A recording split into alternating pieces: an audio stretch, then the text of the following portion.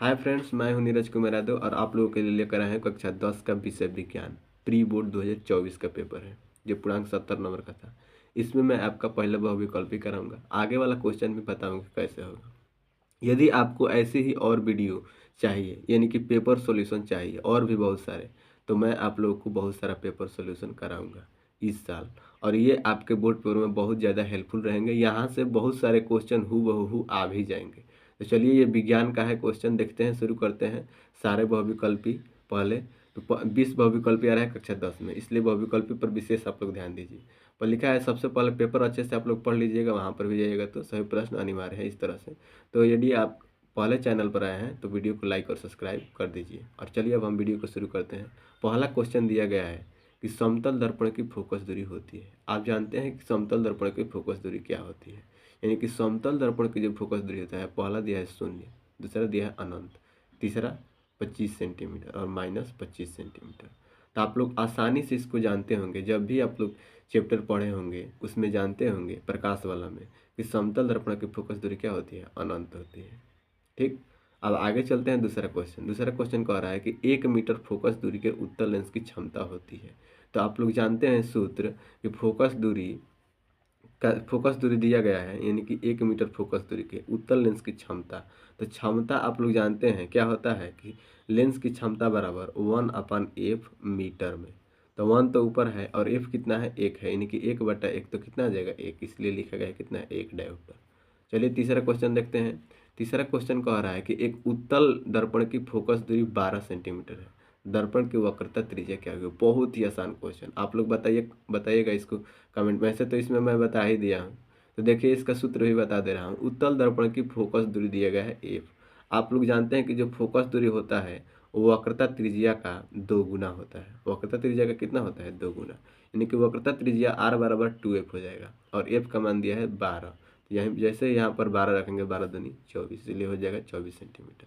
ये 2-3 बहुत ही छोटे छोटे लेवल के सवाल थे, जैसे कि ये लेंस की क्षमता, उत्तल दर्पण की वक्रता त्रिज्या। अब आगे चलते हैं, देखते हैं। स्वस्थ आँख के लिए दूरबीन होता है। स्वस्थ आँख के लिए यहाँ पर पूछा है क्या, दूरबीन। तो दूरबीन देखिए यहाँ पर ये गलत लगाया गया है। स्वस्थ आँख के लिए न्यूनतम दूरी जो होती है वो 25 सेंटीमीटर होती है, और जो दूरबीन होता है वो क्या होता है, अनंत होता है, इसलिए इसमें कौन सा आंसर होगा, द। चलिए आगे चलते हैं। 5 नंबर क्वेश्चन कह रहा है कि वैद्युत हीटर का तार बना होता है तांबे का, पीतल का, लोहे का, नाइक्रोम का। तो आप लोग जानते हैं कि इसमें गलनांक जो अधिक होता है नाइक्रोम का होता है, इसलिए जो विद्युत हीटर में जो तार बना होता है वो किसका बना होता है, नाइक्रोम का होता है। 6 नंबर क्वेश्चन है, चुंबक के ध्रुवों के निकट चुंबकीय सुई विक्षेपित होती है। इसका आंसर आप लोग कमेंट में बताएंगे। ठीक, इसमें देखिए, इसमें इस पर भी विश्वास मत कीजिएगा, ये गलत भी हो सकता है, सही भी हो सकता है, लेकिन इसका आंसर आप लोग कमेंट में बताइए। आप, मैं देखता हूँ कि थोड़ा आप लोग कितने जानते हैं। ठीक, और यदि आप कमेंट में नहीं बताएंगे, मैं अगले वीडियो में इसका आंसर जरूर बता दूंगा, लेकिन आप लोग पहले कमेंट में बताइएगा। ठीक, चलिए आगे चलते हैं। अगला क्वेश्चन क्या है, देखते हैं। आगे क्वेश्चन दिया है 7 नंबर कि चुंबकीय क्षेत्र की तीव्रता का मात्रक है। इससे आप लोग पता भी चल जाएगा कितना आप कर सकते हैं क्वेश्चन भी बहुविकल्पी में। यदि आपको इसमें से आ रहा होगा तो वहाँ पर भी आप जरूर करेंगे। देखिए, चुंबकीय क्षेत्र की तीव्रता का मात्रक है, टेस्ला होता है, लेकिन यहाँ पर टेस्ला लिख दिया है तो टेस्ला होता है। ठीक, आगे चलते हैं। किस लवण का विघटन प्रकाश की उपस्थिति में होता है। ये सारे लवण दिए हैं, AgBr, KCl, CuCl, NaCl।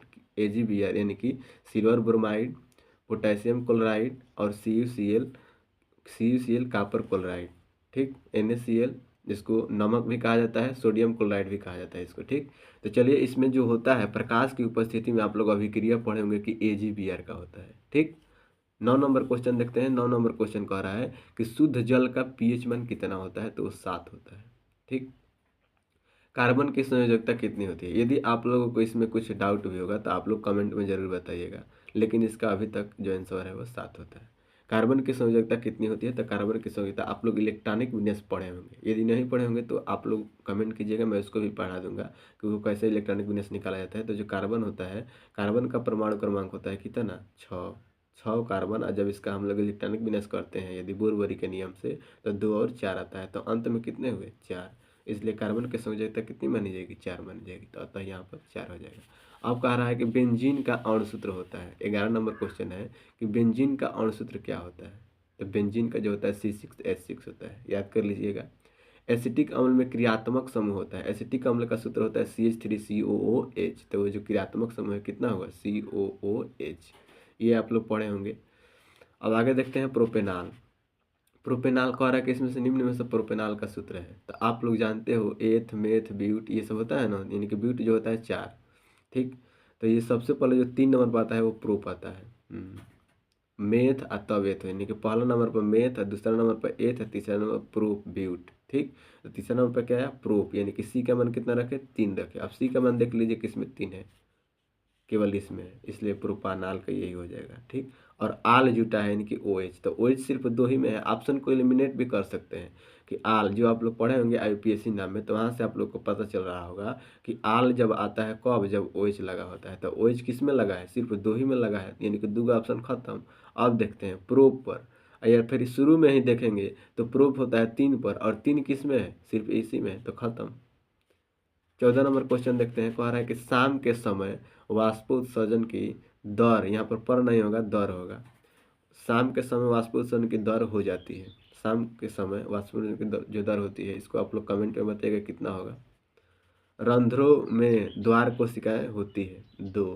ठीक, 16 नंबर क्वेश्चन देखते हैं। मधुमेह के रोगी को कौन सा इंजेक्शन लगाया जाता है, तो इंसुलिन का इंजेक्शन लगाया जाता है।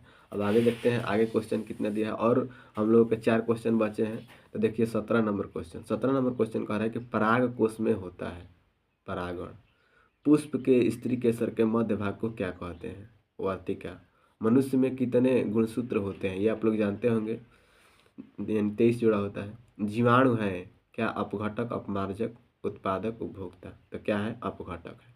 तो ये था क्लास 10 का। और भी क्वेश्चन है देखिए, जैसे कि दिया है कि फोकस तल क्या होता है, मोतिया बिंदु क्या होता है, इसका क्या उपचार है, विभवांतर क्या है, 3 प्रतिरोध प्रत्येक 2M का है, इन्हें जोड़ने की व्यवस्था बताइए कि इनका तुल्य प्रतिरोध 3 ओम हो जाए, चुंबकीय क्षेत्र रेखाओं के गुणों की व्याख्या कीजिए। ये सारे जो क्वेश्चन है 2-2 नंबर के हैं, और यहाँ से फिर देख लीजिए नंबर भी आपके सामने है 2-2 नंबर का और फिर 3-3 नंबर का।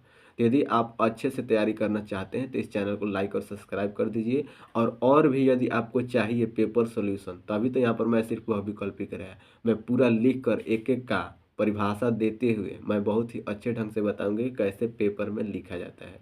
यदि आपको ऐसी वीडियो की ज़रूरत है तो चैनल को सब्सक्राइब कीजिए और कमेंट में बताइए कि हाँ हमें ऐसी वीडियो की ज़रूरत है, मैं ज़रूर इस टॉपिक पर वीडियो बनाऊंगा। और भी तब तक क्वेश्चन देख लीजिए पूरा पूरा क्वेश्चन। फिर ये था अभी कि किस लेंस की क्षमता, किसी लेंस की क्षमता माइनस डू डायोप्टर हो तो फोकस दूरी तथा प्रकृति क्या होगी।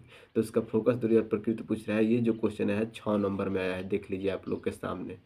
तो जरूर ये सब जब आप जानेंगे तभी इसको सॉल्व कर पाएंगे। देखिए उपखंड ब में जो दिया है 4था नंबर क्वेश्चन, कह रहा है कि प्रतिस्थापन अभिक्रिया को उदाहरण सहित समझाइए। पीएच पे मैंने 4 नंबर क्वेश्चन में 3 को क्वेश्चन दिया है, यदि तीनों क्वेश्चन करते हैं तो ये भी कितने नंबर का हो जाएगा, 6 नंबर का हो जाएगा। ठीक है, तो देखिए आप बहुत ही आसान पूछा है, प्रतिस्थापन अभिक्रिया पूछा है, पीएच पे मैंने पूछा है, धातुओं के 3 भौतिक गुण पूछा है, यानी कि सब केमिस्ट्री से है ये। ठीक, ऊपर जैसे कि फिजिक्स था, क्योंकि खंड क्या था, खंड पहले अ था तो अ से है फिजिक्स, और उसके बाद यहाँ से अब शुरू हुआ केमिस्ट्री। तो 6 नंबर का इसमें भी एक क्वेश्चन है, एक 6 नंबर का इसमें भी क्वेश्चन है। अभी पहले 2-2 नंबर का है और 6 नंबर का क्वेश्चन और भी है। तो यदि आप चाहते हैं कि ऐसी वीडियो मैं और बनाऊँ तो ज़रूर वीडियो में कमेंट कीजिए। वीडियो को अंत तक देखने के लिए आप लोगों को थैंक यू। जय हिंद।